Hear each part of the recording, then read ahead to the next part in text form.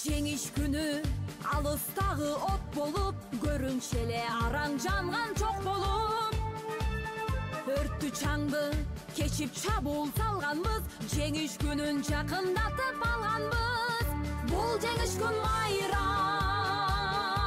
Тыптын жаткан элиме душман жолоп кол салды, бебир жаткан жериме кандуу согуш баштанды.